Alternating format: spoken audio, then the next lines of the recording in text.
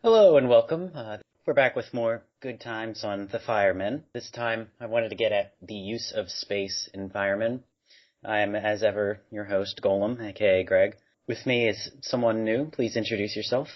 Hi, I'm Daniel. I sometimes write books about video games. Yeah, thank you for having me on. Yeah, good to have Absolutely. you. And Adrian, how are you doing? I'm doing fine. That's very convincing. Well, the friggin' Elgato wasn't working. I think my computer's too slow. Ah, that sucks. So, having a hard time trying to record Valkyria Chronicles. So just first to get a good idea of the breadth, our topic here. Daniel, how much variety of space is there in the Firemen? Well, this is something that we talked about a bit earlier in text, and it's something that really interested me when I looked at this game. So it's a 2D game from the top-down perspective. So I guess I kind of think of the nature of space in the Fireman as operating in between 2D and 1D. So 2D is just like your normal open environments. And then, because this game is focused on moving and shooting through space, the nature of the rooms and how they're set up, and if you're in a room or a corridor, or if there's a corner here or there, that all plays into, how you engage with the gameplay challenges. And so there's certain areas where you just have 1D space, which is like if you're moving down a corridor or a hallway. And in these situations, enemies, well, do we call them enemies or do we call them fire or what? I'm not sure. It's fine to say enemies. Enemies, okay, yeah. So the enemies can either come in from behind or in front of you, and a lot of your engagement with the incoming fire is basically along a 1D plane. So the fire comes in, and you've got to manage how close you are to the fire as you're trying to douse it. Yeah, so certain areas, like the bosses, are usually set in open arenas where you can engage with 2D space. So you're moving horizontally and vertically and diagonally and so on to get around all the layered challenge. And then you've got like these corridors, which are like are very narrow, and you've got fewer options, and you're mainly trying to manage how close you are to the incoming fire. And then you've got other areas which kind of fall somewhere between that spectrum. All right. Adrian, is there anything you would want to add? I guess I would probably just throw in the question. I'm rushing through his notes right now because I realized that there's a fireman section with some of his notes on. Mm. And one of the things he goes over is a mix between close and open environments. Yep, that's right. Because earlier you were saying something about how it can switch between 2D and, in some ways, somewhat 1D. I mean, it's not literally 1D, but it's a Yeah, that's right. Yeah. narrow corridor. But so it funnels the fire down a path, so it's not like it's going to hit you from the side. It's always going to be coming from the same general direction. Mm. I don't know. I didn't know what to really make of that. Yeah, well, I mean, you're certainly right in that it's not fixed 1D. I mean, because you can still move left and right within the, like up and down and left and right within the corridor. I tend to think of it as being more like 1D space because the overall perspective is so zoomed in. Enemies come in really fast, and it really stresses your reaction skills. And so, usually, I find that it's best in these situations to use the I don't know what you guys have been calling it, but the short range kind of shield the shield spray, because I find that has a wider hitbox, and that can Yes. kind of cover you from those side angles. So when you're in a corridor and you're using like the short range spray, it'll kind of negate the need to move left and right. So Mm-hmm. so because of the preference towards that mechanic, the space, it becomes more 1D, Okay. but never really fully there. But it's kind of like, in terms of what you're actually doing in the game, like there's no real reason to move left and right, or I should say side to side. Speaking of the zoomed-in view, I was wondering if anyone else kind of thinks that maybe this game should have a bit more space to the game and not a reserved text chat thing. I don't know. I was speaking with Bleach, and he had a concern that might be like a consideration for a performance. Yeah, And I don't know if it's any bigger on the Firemen too. You mean for like technical performance? Right, so that if you went all the way to the bottom of the screen, you might get frame rate suffering. yeah, the Super Nintendo does. Yeah. That tends to happen with some Super Nintendo games, yeah. Yeah, because I noticed in like I think the boss in level 5, there was a lot of sprite flashing, because there were too many sprites on screen, and I guess that probably could have been an issue if there was more screen space. But yeah, overall it is a problem, right? Because it's so easy for like some enemy just to quickly move in and like just fill that blind spot, and you just can't react in time, and then you lose health, and then you've only got a handful of lives, so those little blind spot catches can really lead to your death in some cases, and that's a real pain. Yeah.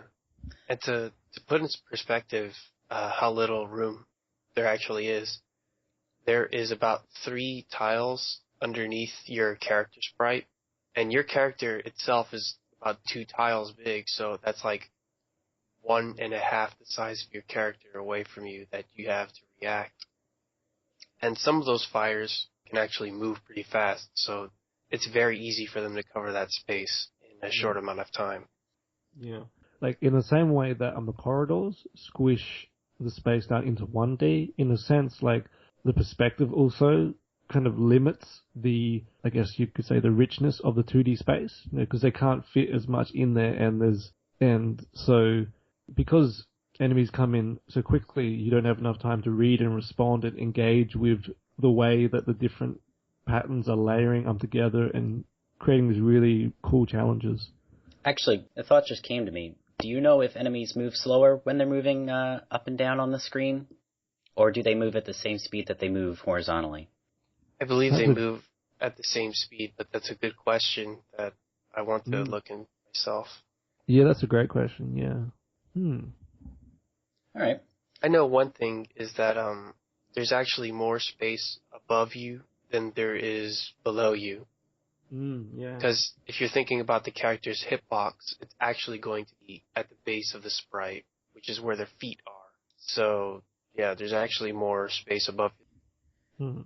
And just to flesh out the variety of spaces, when you talk about the variety of space between very open and very constricted, sometimes you'll get spaces that are open but have spaces you can't walk and fire can't go, or spaces you can't walk but you can still shoot over and you can use that as like cover from fire.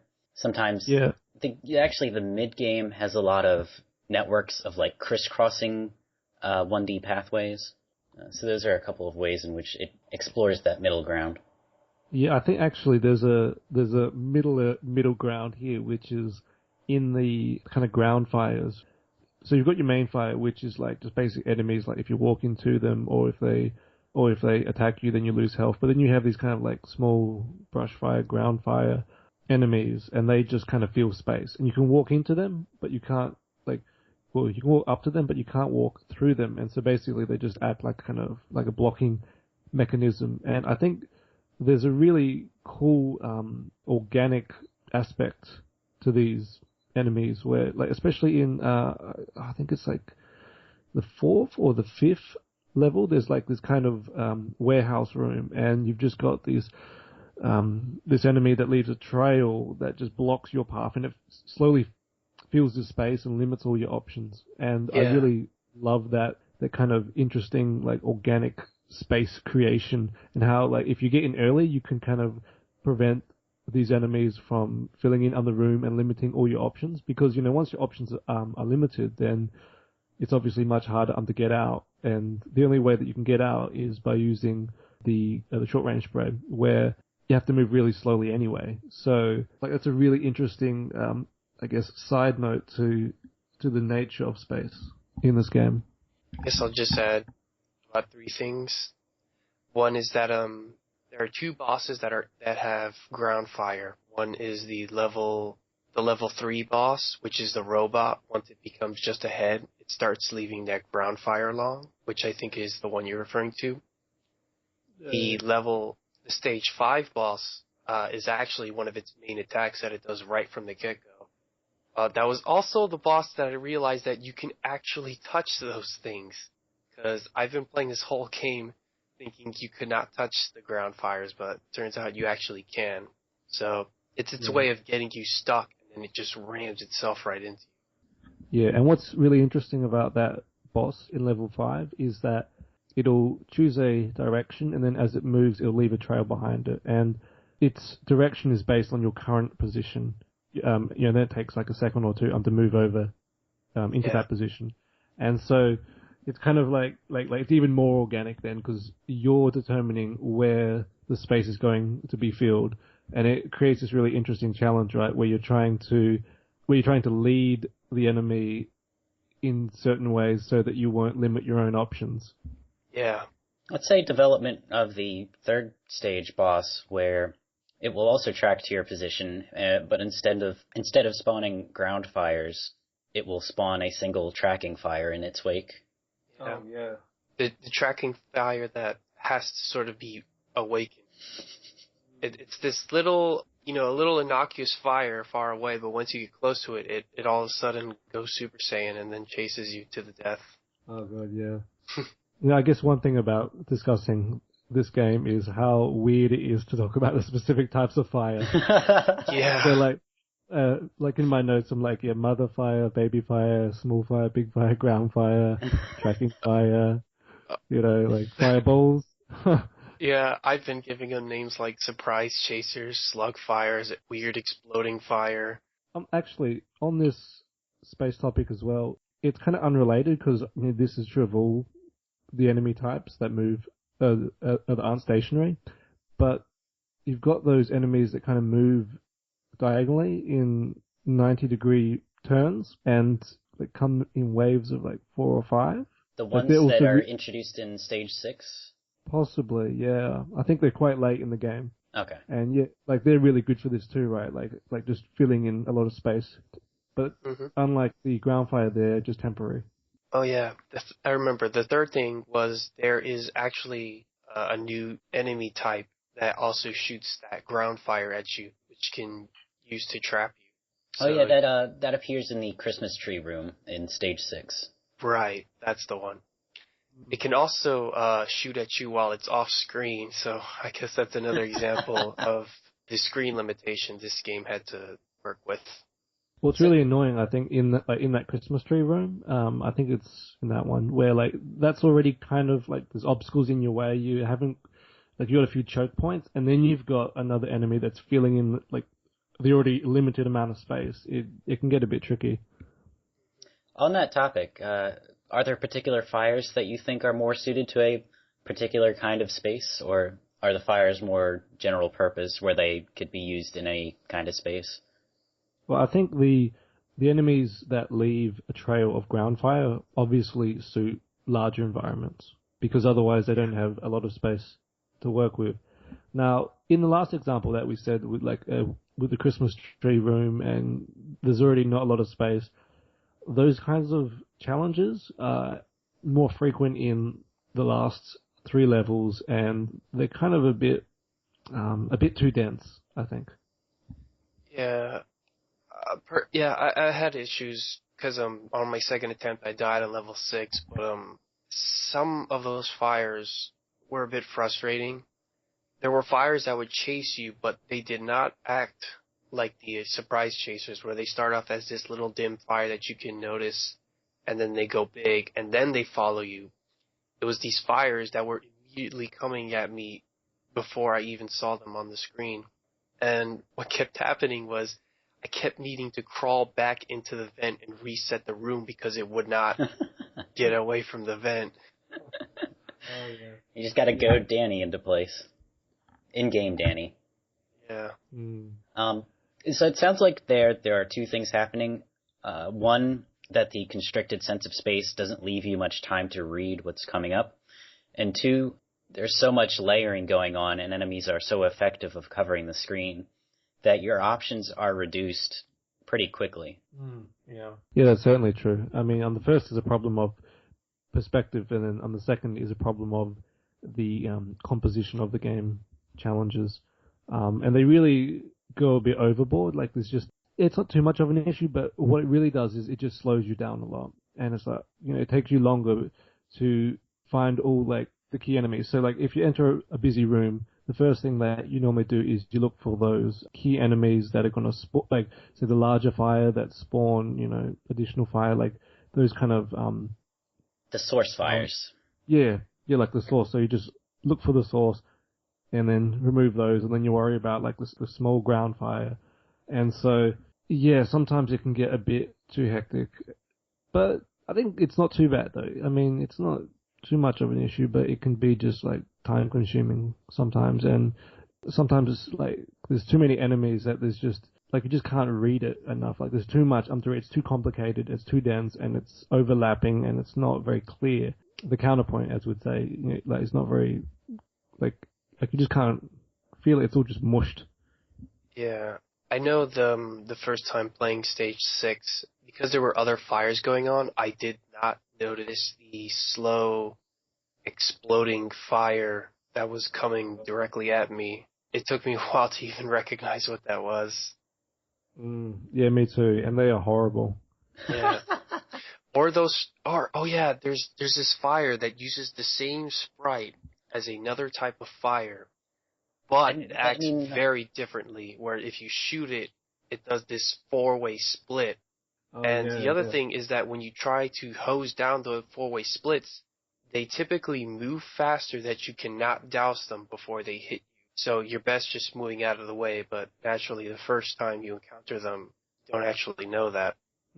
Yeah, and what's really weird about the those splitting crossfire ones is that sometimes they explode on their own, and other times they explode because you douse them. And sometimes, like, you'll be trying to douse it, and then it'll reach the end timer regardless of how much you've been spraying at it, and that's really off-putting.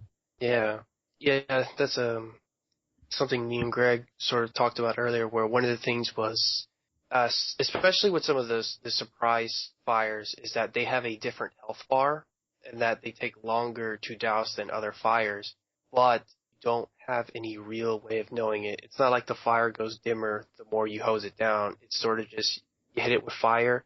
I think there is a distinct audio cue for when you're dousing fire, I think. I hope I'm not wrong on that. But after a certain amount of time, it just goes, poof, it's gone. There's no real animation. In fact, I'm not even sure if it flickers or flashes white. So that does anything like that. I think it just moves a little bit slower. I can't even tell. Those slug fire tower, they stay constant speed, so they don't even have hit stun, I guess you could say. On one hand, that prefers the player that meticulously memorizes minute details that are difficult to discern just by watching the game. But on the other hand, I personally found it pleasant in that it was a source of tension having to gamble how much time I needed to spend on one fire while another one was creeping up from behind me. Yeah, that's a really good point, and that's actually the thing that sustains those 1D corridor situations. I mean, and happens in many cases, right, where you'll be trying to manage your relative distance and try and keep a distance, so spraying it but still not being that close.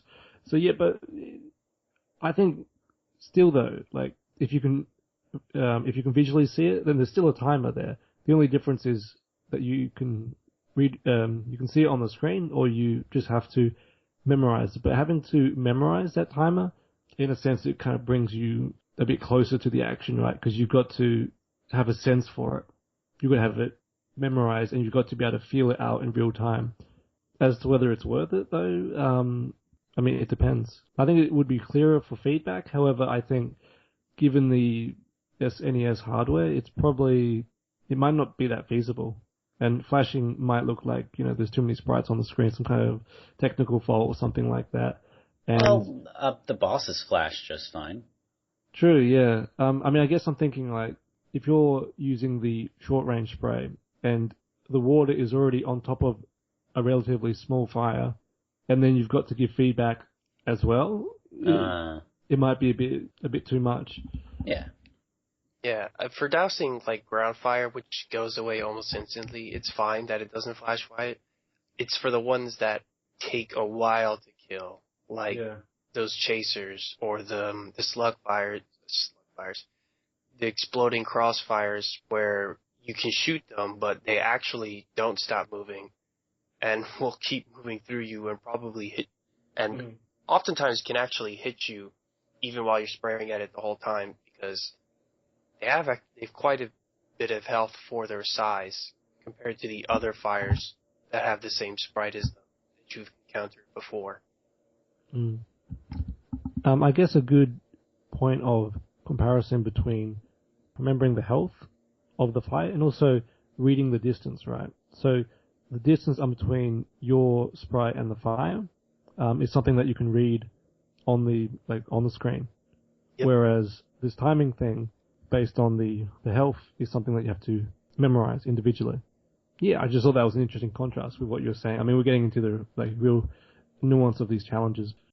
I'm just thinking of what that difference means, although we're getting pretty fine-grained now. So I think in general a good rule for looking at challenges is there tends to be a contrast of two sides of the same coin where, like with this example, the space is explicit but the time is implicit, and so you've got to bring those two into agreement.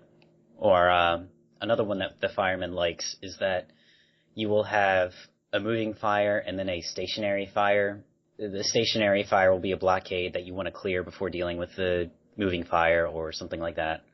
So just like picking one attribute and then varying on it both ways is an easy way to make an interesting challenge. Yeah, that's right. Especially when, as I was saying earlier, you kind of go into rooms and based on what you can see, you kind of tag everything and you kind of form your mental checklist as well, which is what we do in a lot of games. You know, we find the edges of the environment and we walk around the edges and then we find, there's 1, 2, and 3 and I'm going to approach them in this order. And then when you're actually in a busy situation, then you also prioritize as well. And I think that's really good actually, in that you've got the 3 types of enemies. You've got, what is it now? You've got the stationary, the moving ones, and then the tracking ones. And so you kind of have them in that order, right? So you've got those tracking ones, you've got to get rid of them first. Then you get rid of the moving, and then you get rid of the stationary. Right. And it's really nice how they mix up the combinations of these 3 core types of enemies. Something earlier, actually I think we can knock out 2 things at once. Earlier where we were talking about whether the feedback of the fire and its health, if that was worth it. One of the things you said in your notes is that the learning process can be protracted. I think I have an idea of what you're getting to there, but I want to see what you have to say about that. What you mean by that. Now, you don't mind me discussing this topic now, Greg? You didn't want to save it for later, or? Now's as good a time as any. We're not staying too loyal to the topic of space. Okay, cool. So basically, in this game, you've got 3 lives. You've got to get to the end. If you can't get to the end, then you get a game over, and you got to go all the way back to the start. And because of some of the points that we've discussed before, such as enemies coming into your blind spots, that zoomed in perspective, and the overall difficulty of the game. I mean, it's a challenging SNES game by the standards of that era. So, naturally, I think this is pretty easy by the standards of the era. Okay. Once you get into the later levels, I think you could clear this easier than Contra 3. Yeah. Yeah, okay. Yeah, I'm playing, and don't laugh, Super Probotector, which is the PAL version of Super Contra. Oh. And that's really hard. Yeah. That's what it's called. Yeah, it's so stupid. Yeah. But at least we got Firemen. At least we got Terranigma. Yeah. Hey. Anyway, Greg, you would admit that the stage 3 boss, I think it's a stage 3 boss, and the levels afterwards, they do have their challenging moments. Yeah.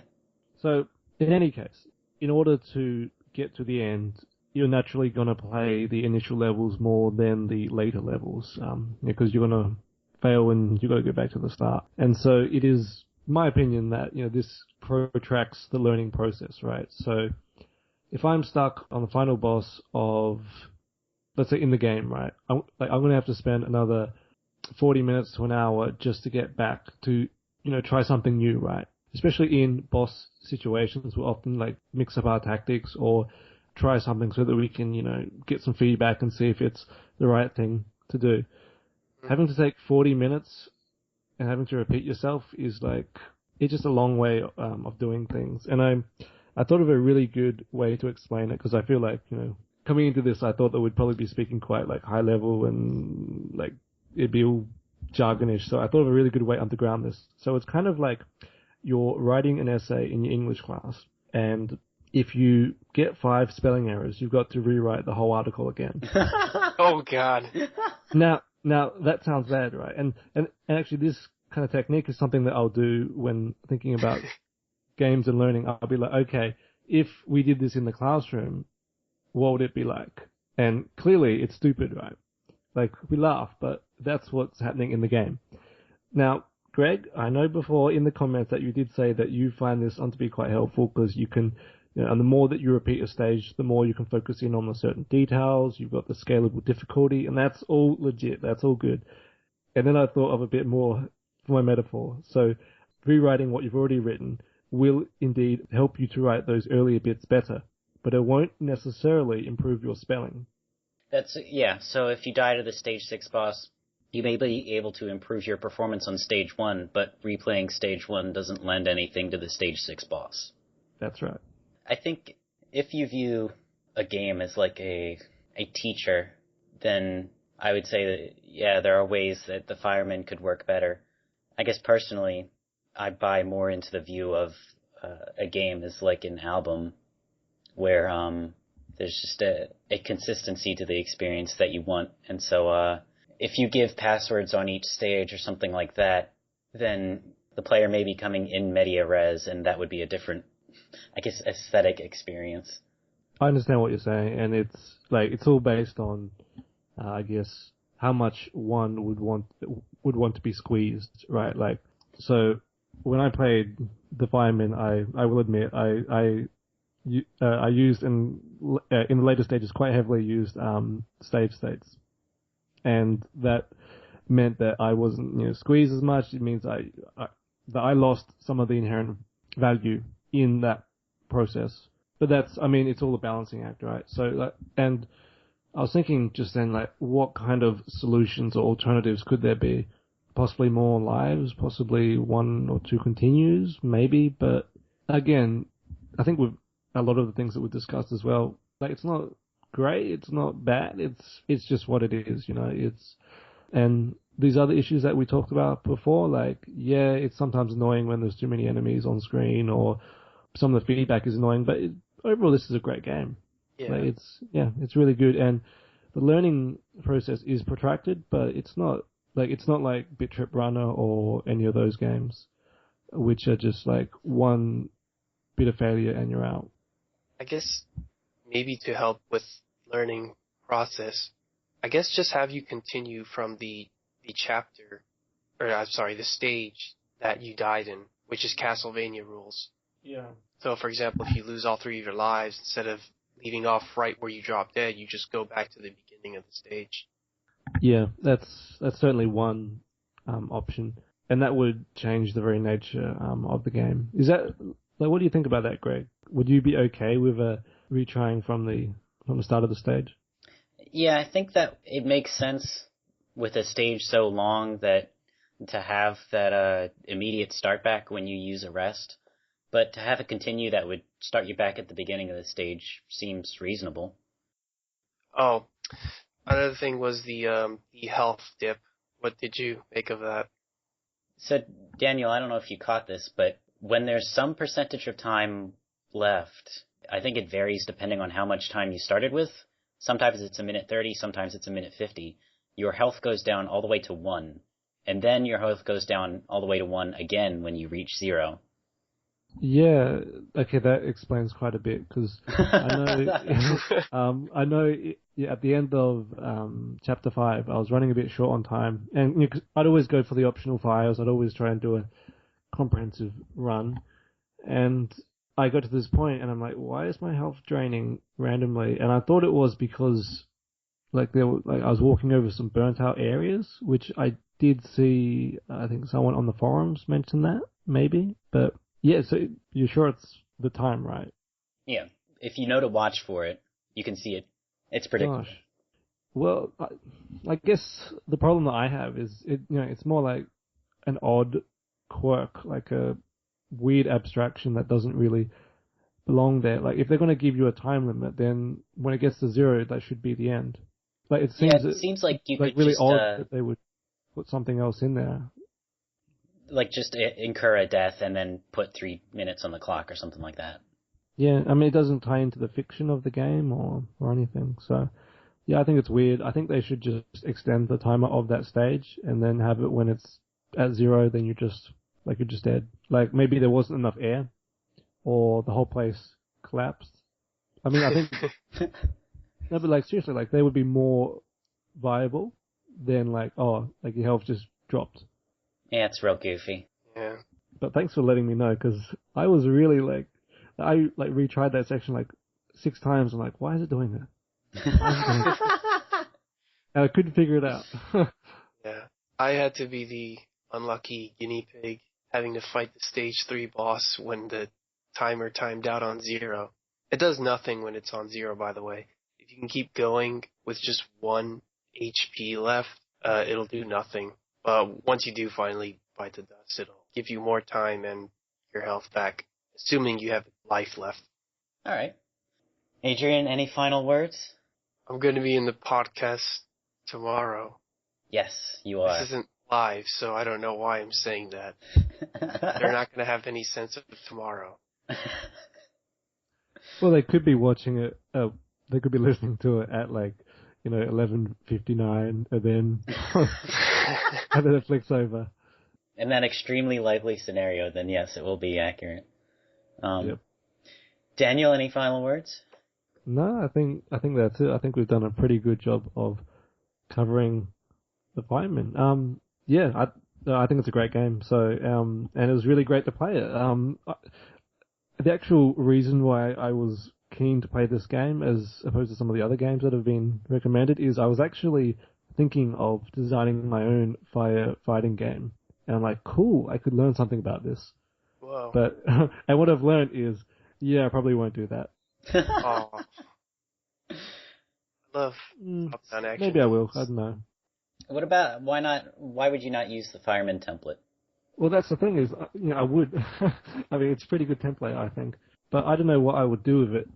I mean, I'd make the perspective more zoomed out. I'd put I'd put it so that you'd continue at the start of each level and stuff like that. But I think this game already, I'd just be improving a game which is, just refining a game which is already pretty good anyway. So. Alright. Yeah, I'll have to give it some more thought and see if I can come up with something. Alright, well, thank you both for joining me.